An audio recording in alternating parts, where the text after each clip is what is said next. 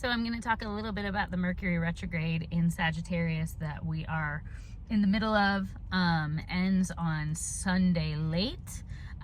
Mercury retrograde, for those that aren't familiar with what it actually is, Mercury is our thinking function. So it's our perception function. It's how we best receive information, how we process that information, and then how we communicate that information. Mercury in Sagittarius is interested in the truth. It's interested in a higher, bigger, larger scope of truth than what we previously had. So it's interested in expanding what our concept of truth is. And oftentimes that comes with hope and a vision for our future. And it can be spiritual in nature very often.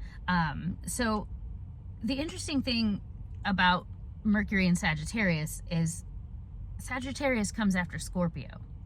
And so ideally, in order for Mercury to function in Sagittarius, its best, you would have done Mercury and Scorpio work first.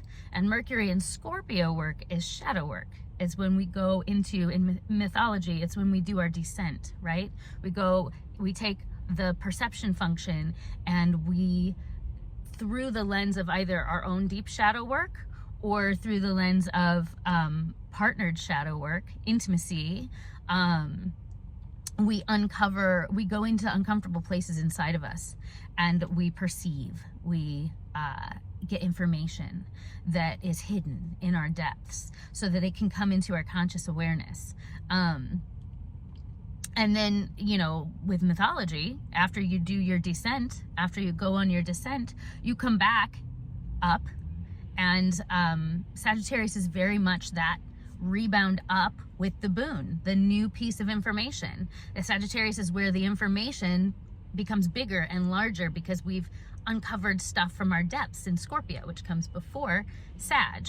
And so, Sagittarius, Mercury retrograde, we're rethinking, we're reperceiving. We hopefully have uncovered some deep stuff down inside of us that gives us a more expansive view of what is true and what is real, and gives us some hope for the future. If we have not, and we live in a culture and society where we just, we're distracting ourselves from doing that descent work all the time. We're distracting ourselves from going into the really uncomfortable, because in order to do the descent work, we have to open up uncomfortable emotions and sit with them. We have to. That's how it's done. We do not live in a culture that encourages that, nor even gives credence to the fact that it's necessary, or is even a thing. And so what happens then when Mercury goes retrograde in Sag is we're reaching for some sort of hope internally, ideally, and we can't find it because we haven't done the depth work first. And so depression comes. So Mercury and Sag can feel really depressing. So my encouragement during Mercury retrograde in Sagittarius is don't push. Now is not the time for pushing externally. Try not to distract yourself. Sit with it, like I always say, because there is hope there. There is hope to be found, Sagittarius, in rethinking, in reperceiving that which we hold deep within us, which is the work that would have been done first, that normally isn't.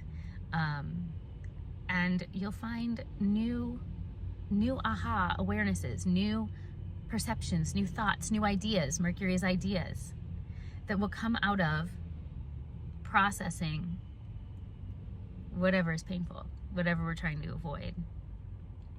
There's a reason that Sagittarius season is this time of year after everything dies in Scorpio season, after everything out, the leaves fall off the trees and everything in the natural world dies.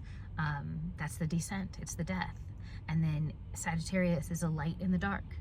It's a light in the dark. It's the light that can only be found in the dark after the dying away happens. So we will have Mercury in Sagittarius through the 15th.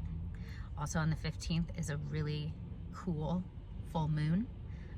happening before Mercury stations direct, and I'll be talking more about that later.